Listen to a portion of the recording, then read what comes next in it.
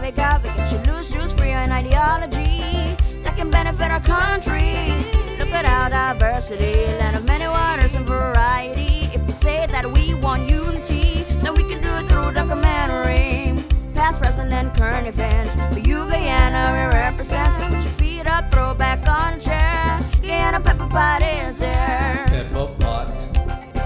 Hot, hot, hot. My pepper pot.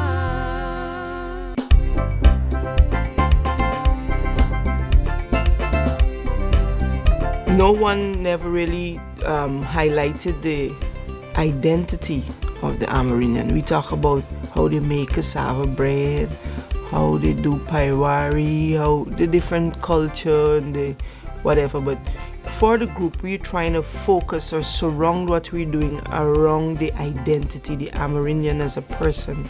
And our culture is basically entwined with Amerandians, and they have a voice, and we need to get that out. And we need to change our mindset.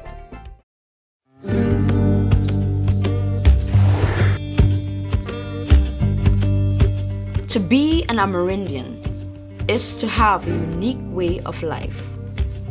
It is the warmth of a home, thatched roof and earthen walls. It is the skill of hands, the magic of fire and flavor.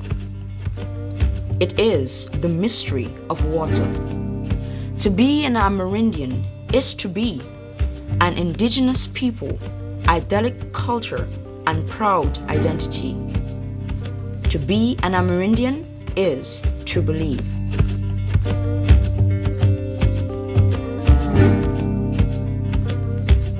Sadly, their culture, identity, and way of life are rapidly fading away.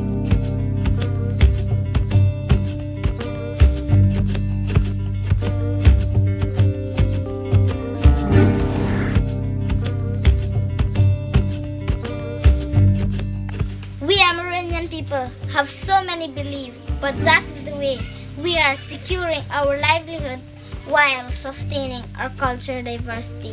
The Amerandians are losing their heritage and culture because of the development that we are having now. Like doing craft, handicrafts, farm work, hunting, fishing. We are not doing that anymore. We are living off of the shop. They're forgetting about cassava bread and farine. They're so ashamed about it because they went to either the secondary school or to university. They don't want to come down back anymore. They just want to be up there, and that is very bad. I was elected to Parliament in 1964, and I spent 16 years in Parliament. There were times when I was told that I had lost my status as an Amerandian. I can no longer be regarded as an Amerandian, which was hurtful. Once you are sort of promoted to a coastal culture, but I know better now that I am still an Amerandian. And we speak about culture. It's kind of hard, and sorry to say again, I don't even know my own language. Lost that language. So although I'm an Arawak, I cannot speak the language, which is, to me, a main part of our culture. We're supposed to speak Arawak, but we don't know anything about Arawak. So embarrassing. But I trust that there is a system that we could put in place, like for instance a training center, and get those who know to teach us about this. And it would be like going to school again, to only study a language. We Amerandians believe when to sleep and when to wake, what to eat and when to eat. The heart of Amerandian life is food, the pulse of which is cassava. From cassava comes a variety of Amerandian foods. There is tumult pot, which is the Amerandian pepper pot and is made from cassava water. Cassava bread, made from grated cassava. Paiwari, made from fermented cassava extract.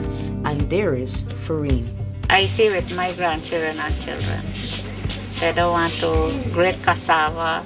They don't want to go hunt or nothing. They prefer to work and get money. They come into civilized. We Amerandians believe what to cut and when to cut. For instance, the nibi is, I'd say, more or less a vine. You would have to scrape the skin off, then you get like a shell over it, you prepare it, and then you strip it. When you strip it into thin layers before you can do the knitting or weaving. The creativity of Amerindians is evident in their exquisite handcraft.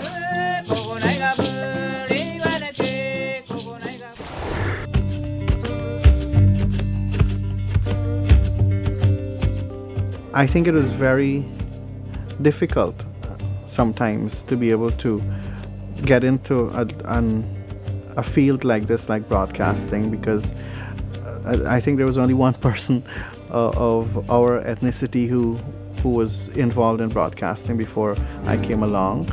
When I was 15 years old, because of financial constraint, I happened to quit school.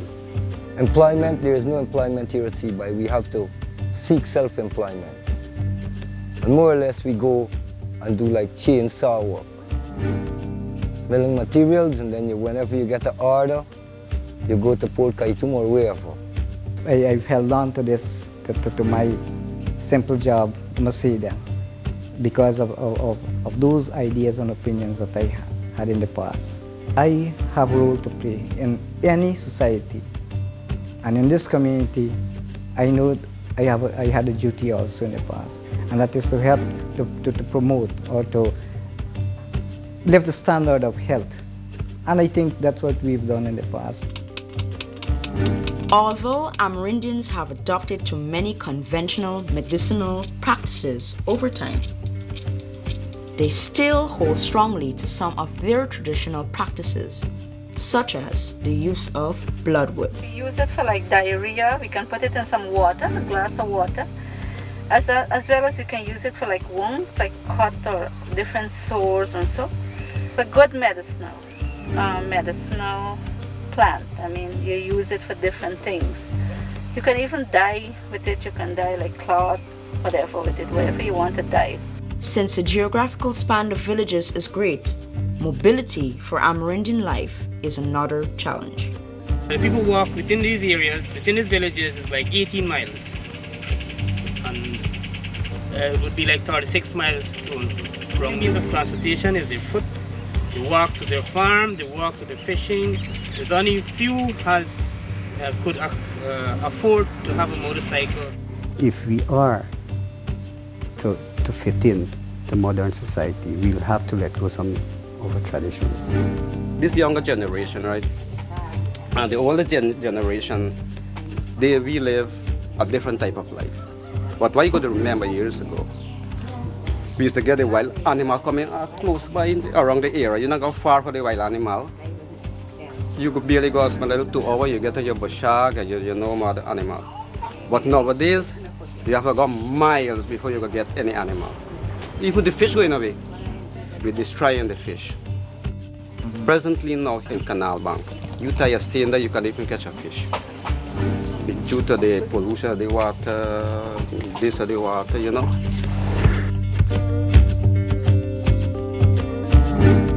From the simple to the modern way, Amerindians are a people in transition towards their development in education. With a pass rate of 89.1% through the scholarship program, they continue to soar to the top. A school started here of 7 boys and 9 girls. That school started under a mango tree because there were no schools. Well, the Anna Secondary started with about 30 children, but which in these children we had to use them as guinea pigs for us to get the secondary school going. In those days it was difficult because we had to use the lantern. Sometimes next day, so it's very, black. Sometimes I sit down, I lie down on my belly and I write very wee hours in the morning. And when the result came out, I was a top student for the Capital Primary School.